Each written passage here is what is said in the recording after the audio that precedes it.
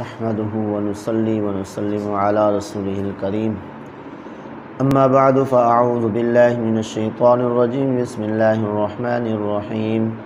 ان الله وملائكته يصلون على النبي يا ايها الذين آمنوا صلوا عليه وسلموا تسليما اللهم صل على سيدنا محمد وعلى آل سيدنا محمد وبارك وسلم۔ جامع ترمذی میں حضرت انس رضی اللہ تعالی عنہ فرماتے ہیں، آقا کریم صلی اللہ علیہ وسلم نے ارشاد فرمایا، میری امت کا اجر مجھ پر پیش کیا گیا،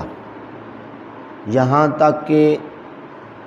جو مسجد سے پر یا بال نکالتا ہے اس کا اجر بھی مجھ پر پیش کیا گیا، اور فرمایا میری امت کے گناہ بھی پیش کیے گئے، ان میں جو سب سے بڑا گناہ تھا قرآن پاک کی کوئی سورت یا آیت یاد کر کے بھلا دینا، تو وہ بھی مجھ پر پیش کیا گیا۔ اس حدیث پاک سے ایک بات تو یہ معلوم ہوئی کہ آقا کریم صلی اللہ علیہ وسلم نے اپنے ہر امتی کا جو اجر و ثواب ہے وہ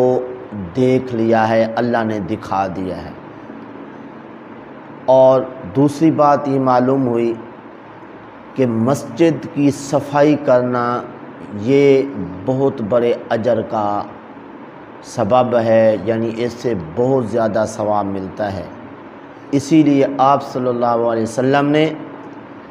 مسجد کے اندر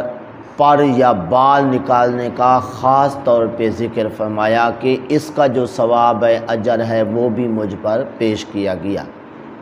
لہٰذا جو مسجد کی صفائی کرنے والے لوگ ہیں وہ بڑے ہی خوش نصیب ہیں، اور اللہ تعالیٰ کے ہاں ان کا بڑا درجہ ہے کہ اس طرح مسجد کے اندر سے پر یا بال کیا نہ جانے کہ کیا کیا وہ مسجد سے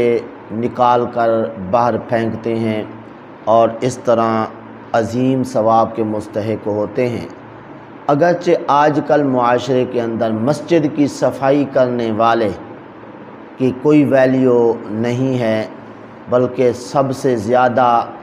جس طبقے کو حقیر معاشرے میں سمجھا جاتا ہے وہ ہے مسجد کی صفائی کرنے والا یا مؤذن یا امام۔ تو اس طرح اگرچہ لوگوں کے سامنے کوئی ویلیو نہیں سمجھی جاتی، لیکن اللہ کے ہاں ان کی بہت بڑی ویلیو ہے، تو اس لیے ایسے لوگوں کو پریشان نہیں ہونا چاہیے کہ رب تعالیٰ نے ان کے لیے بہت بڑا اجر جو ہے وہ رکھا ہے۔ اور تیسری بات اس حدیث پاک سے جو معلوم ہوئی وہ یہ کہ آقا کریم صلی اللہ علیہ وسلم کو آپ کی امت کے گناہ بھی دکھائے گئے، اور ان گناہوں میں سب سے بڑا گناہ آقا کریم صلی اللہ علیہ وسلم نے فرمایا جو مجھے سب سے بڑا گناہ محسوس ہوا، سب سے بڑا گناہ لگا، وہ کیا ہے؟ کسی کا قرآن پاک کی کوئی سورت یا آیت یاد کر کے بھلا دینا، یہ بہت بڑا گناہ ہے، آقا کریم صلی اللہ علیہ وسلم نے فرمایا۔ تو اس لیے حاضرین و ناظرین توجہ فرمائیں کہ چھوٹی عمر میں قرآن پاک پڑھ لیا، کوئی سورتیں یا کچھ آیات یاد کر رکھی تھیں، اب کام کاج کی وجہ سے وہ آیت یا سورت بھلا دی،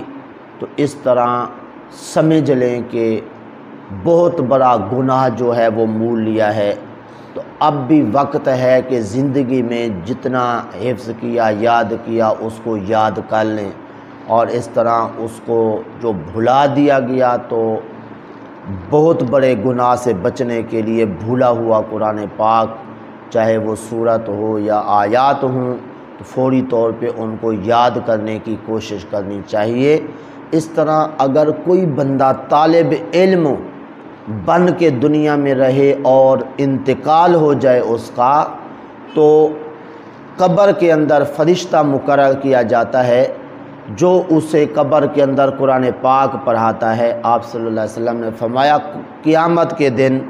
وہ بندہ جو دنیا میں پڑھا کرتا تھا قرآن پاک، پورا نہیں کر سکا، لیکن قبر کے اندر اس کو پڑھانے کے لیے فرشتہ جو مقرر کیا جائے گا، قیامت کے دن جب اٹھے گا تو وہ حافظ قرآن ہوگا۔ سبحان اللہ۔ تو اس لیے جنہوں نے قرآن پاک بھلایا ہوا ہے وہ بھی، اور بالکل جنہوں نے نہیں پڑھا ہے وہ بھی جو ہے وہ قرآن پاک پڑھنا شروع کر دیں، یہ سمجھ کر کہ اگر موت آ گئی تو قبر کے اندر بھی قرآن پاک پڑھایا جائے گا، اور قیامت کے دن حافظ قرآن ہو کے اٹھیں گے۔ جو حافظ قرآن کو مرتبہ ملے گا وہی مرتبہ جو ہے بلکہ اس سے بھی بڑھ کر مل سکتا ہے کس کو؟ جو دنیا میں پڑھ رہا تھا، مر گیا اور قبر کے اندر اسے قرآن پاک جو ہے وہ یاد کروایا گیا۔ اور مزید آقا کریم صلی اللہ علیہ وسلم نے ارشاد فرمایا میری امت کو جن گناہوں کی سزا دی جائے گی وہ مجھ پر پیش کیے گئے، اور سب سے بڑا گناہ جس کی سزا دی جائے گی وہ کیا ہے؟ قرآن پاک بھلا دینا۔ تو اس لیے سب سے بڑے گناہ سے بچنے کے لیے جتنا قرآن پاک یاد تھا بھول گیا تو فوری طور پہ اس کو یاد کرنے کی کوشش کی جائے، اور جو پڑھ رہے ہیں یاد کر رہے ہیں انہیں بھی یاد رکھنے کی کوشش کرنی چاہیے۔ زیادہ سے زیادہ پیچھے منزلیں سنائیں، سب کی سنائیں، تاکہ پڑھتے پڑھتے پیچھے والا نہ بھول جائے، اور پھر جب حافظ ہو جائیں، دستار بندی ہو جائے، اس کے بعد بھی قرآن پاک کو پڑھتے رہنا ہے، کیونکہ قرآن پاک کو پڑھتے رہنے سے قرآن پاک یاد ہوتا ہے، ورنہ جو ہے بھول جاتا ہے۔ اللہ تعالیٰ کی پاک بارگاہ میں دعا ہے جو کچھ کہا صحیح عمل کی توفیق عطا فرمائے۔ بسم اللہ